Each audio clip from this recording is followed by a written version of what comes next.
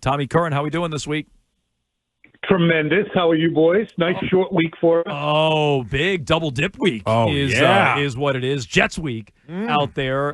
We started the show, Tom, and I want to get to the MVP talk with Drake Maye. But we started the show reacting to Monday Night Football last night, two perceived elite teams looking pedestrian. We saw the Broncos on Thursday Night Football looking pedestrian. Patriots get another good win over Tampa to go with their win at Buffalo. And maybe we've gotten a little carried away. I know one texter thinks we're getting carried away with the Super Bowl talk. Is it fair to go there with this team this year? Sure. I think to project that they would be in contention to be in the Final Four if they win a game, yeah, because right now you have a team that shares the best record in the AFC, is playing better than the Colts, and is in line for a first-round bye. If you have a first-round bye, that means you're going to get a home divisional playoff game and be one win away from the AFC Championship. So, to me, they'll probably meet somebody in that AFC Championship game if they win their divisional playoff game that has a hell of a lot more experience and has more of a program than they do. But if it's a good day and you're home, anything can happen. So, yeah, it's not premature to forecast what things might look like if they finish 13-3 or 12-5, and 12-5 is highly attainable. So, no, it's not premature to forecast it. It would be, I think, a little foolhardy to expect it. But to forecast that that's what they're trending toward is what the job should be. Where are they trending? And being resistant to it, you can do that if you want to be cautious. But if you want to be realistic and objective, the team that shares the best record in the conference and is playing the best, to talk about it as a Super Bowl possibility is not stupid. I came up with an all-time would you rather, Bragg, and I want to ask you this, and I want your answer. It's pretty good. This is really good. Tom, if you're the Patriots, would you rather the number one seed in the AFC or the Chiefs miss the playoffs? Oh, that's a good one. I would rather the number one seed because there might be some kind of way that you duck the Chiefs. Mm-hmm. There might, it might just flesh out that Kansas City has to play somebody else, and there's a reason that they're not in the playoff picture right now, or are they? As of this, no, they're not. No, they're currently the 8th seed. Yeah, they're out. So I would take the one seed, and you could just somebody will knock them off, and you don't have to deal with them. And if you have to deal with them, you have to deal with them at home. And Patriots fans are reinvigorated. Not that the Chiefs are going to be peeing down their leg because they have to go to Foxborough, or anyone with the amount of experience they have. But I think that having home field advantage is suddenly now again helpful for the Patriots because it wasn't for a long time here at Gillette. You said earlier it's not stupid to let your mind wander and think this team could contend for a Super Bowl this year. What's the internal expectation? You said it'd be maybe a little silly to expect a Super Bowl this year. What's the internal expectation for this team this year? Because it's hard for me to shake their approach at the trade deadline if they truly would agree with us that this might be their year.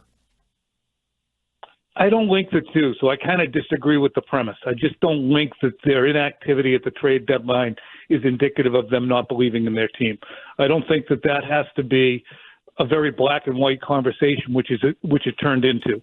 And it turned into it with a lot of people. So I'm, not singling you out, but there's a massive difference between sitting there and walking past the phone and just whistling and going to get a coffee and working hard to try and make something done, which they say that they did.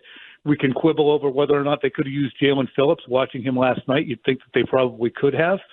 But if they don't want to part with a third to rent a guy for 8 games, I get the logic in that. So that's an aside. I think that internally, they are still cautious about what they're watching. Not to a point where they don't believe in their team, but they'll take the good fortune that is coming to them. Also understanding that, look, if things don't go the way the media and fans are projecting them to go or excited about, I think that I didn't expect the question, so let me better articulate it. Sure. I don't think that they allow themselves to get excited. because I think they're very realistic that, okay, this is great, but, this is we're overachieving, or we're achieving at a I don't know how to answer the question. How's that? Yeah, I mean, look, I just think I understand what you're saying, where it's difficult to, or you think it's separate from the trade deadline, but just to me, there's no question the Eagles believe in their team, which, they won the Super Bowl last year. But the way they approached the trade deadline with 3 different trades and the way the Pats did, and you're saying maybe they're a little cautious towards it, not to put words in your mouth, but I just think those 2 things for me align. That's what it feels like to me, that they feel like they're ahead of schedule and they didn't expect to be here, and so they're treating it cautiously. Like, that is what it feels like to me from the outside looking in. Yeah, I just think the leap to believe in your team or don't have confidence in them is very reductive and just designed to be extreme. And I've heard it a million times. Well, I guess they don't believe in them. I guess they don't think they can win this year.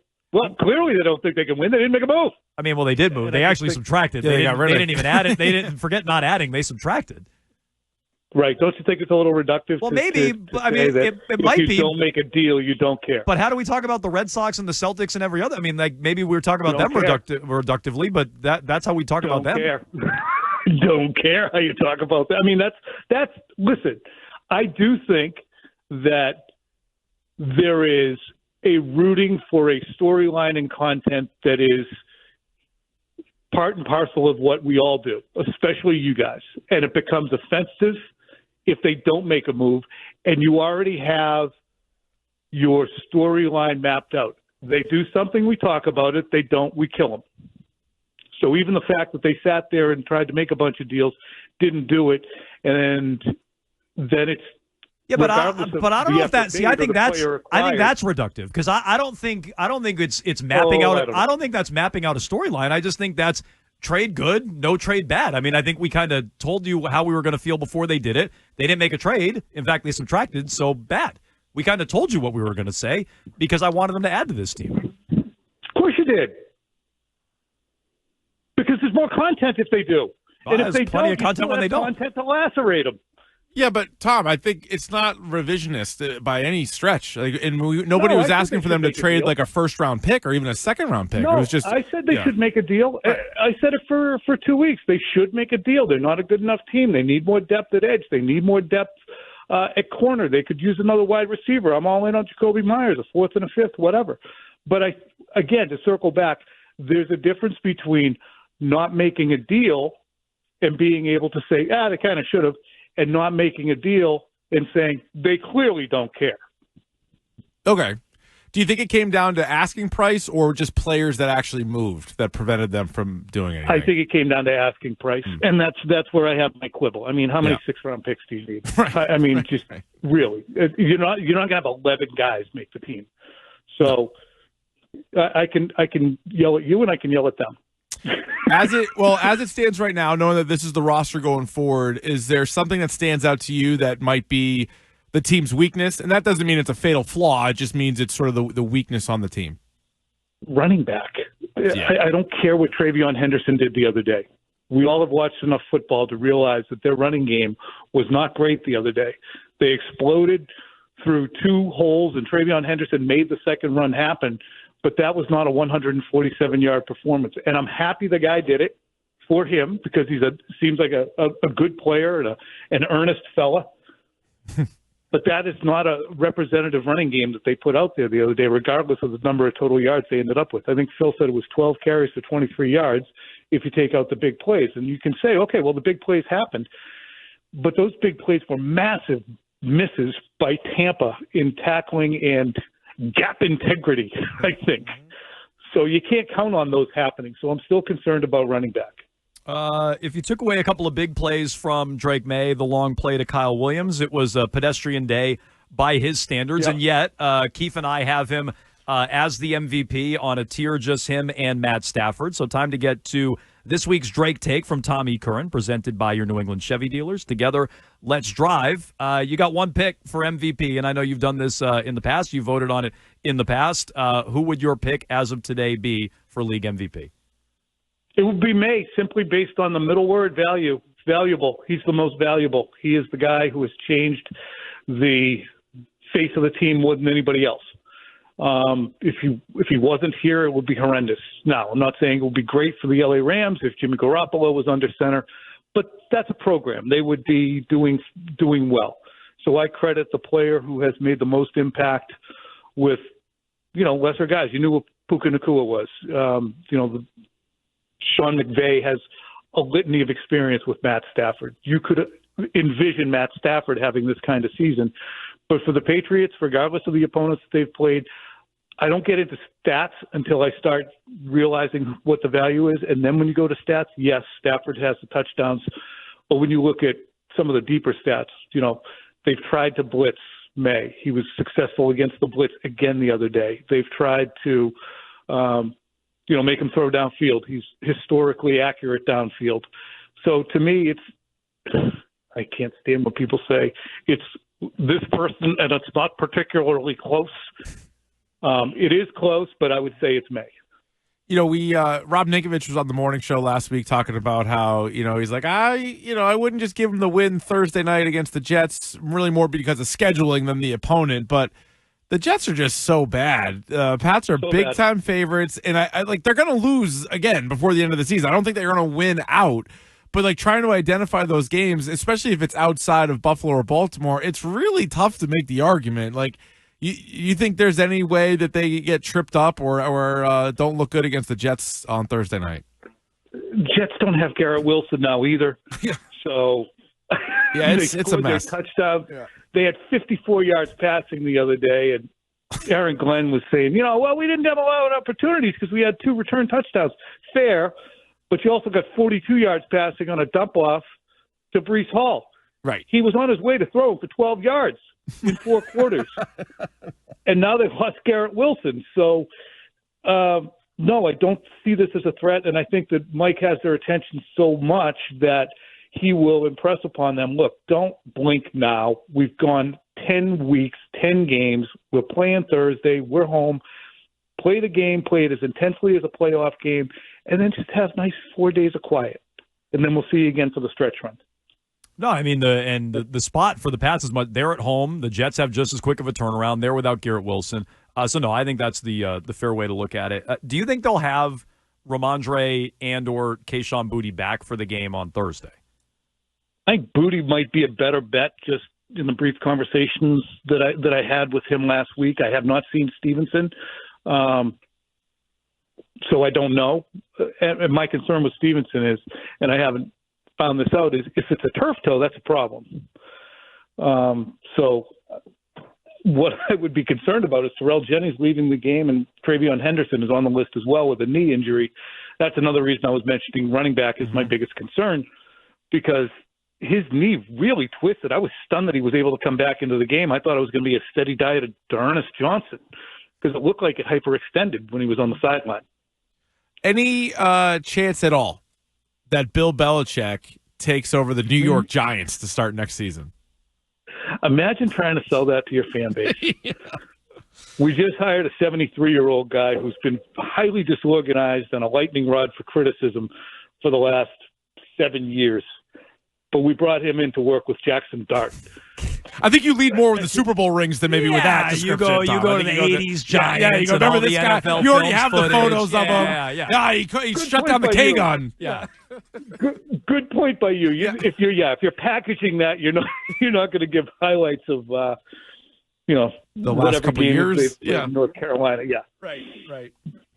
But yeah, I think that would be. I mean, that's the thing that gets lost in as to whether or not he's a candidate.